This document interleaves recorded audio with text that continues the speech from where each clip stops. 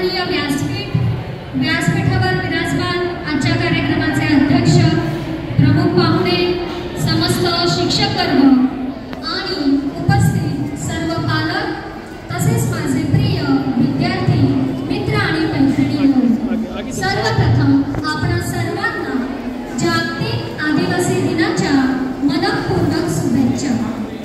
आज या खास दिवशी आपण सर्वजण येथे जागतिक आदिवासी दिन साजरा करण्यासाठी जमलो आहोत। या दिवसाचे महत्त्व ठाऊक आहे का तुम्हाला? या दिवसाचे महत्त्व इतिहासात दडले आहे।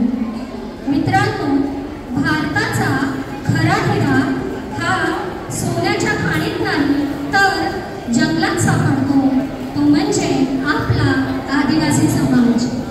इतरांपेक्षा वेगळी जीवनशैली, चालीरीती, भाषा, पेहराव, संस्कृती हे भिन्न असल्यामुळे हा आदिवासी समाज मुख्य समाजाच्या प्रवाहाशी जोडला गेला नाही। त्यामुळेच शिक्षण, आरोग्य, रोजगार व इतर सोयीसुविधांपासून हा समाज वंचित होता। याचीच दखल घेऊन संयुक्त राष्ट्रसंघाने या मूल निवासी असणाऱ्या आदिम जमातींचं अस्तित्व साऱ्या जगाने मान्य करावे यासाठीच 1994 हे वर्ष आंतरराष्ट्रीय आदिवासी वर्ष म्हणून घोषित केले। तो दिवस होता 9 ऑगस्ट आणि म्हणूनच दरवर्षी आपण 9 ऑगस्ट हा दिवस जागतिक आदिवासी दिन म्हणून साजरा करतो।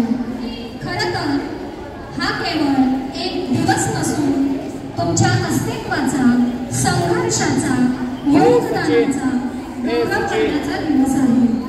पारंपरिक वेशभूषा परिधान करून पारंपरिक वाद्यांच्या तालावर गाणी गात नृत्य करत हा दिवस आपण मोठ्या आनंदात साजरा तर करतोच, पण त्याचबरोबर आपली बोली, आपली कला व आपली संस्कृती आपण जपली पाहिजे व रुजविली पाहिजे। धरती आबा भगवान बिरसा मुंडा, क्रांतिकारक बाबूराव शेणमाके, वीरांगना राणी दुर्गावती आदींचे जीवन आपणा सर्वांसाठी प्रेरणादायी आहे। आपल्या राष्ट्रपती द्रौपदीताई मुर्मू या देखील आपणासाठी प्रेरणादायी प्रतीक आहे।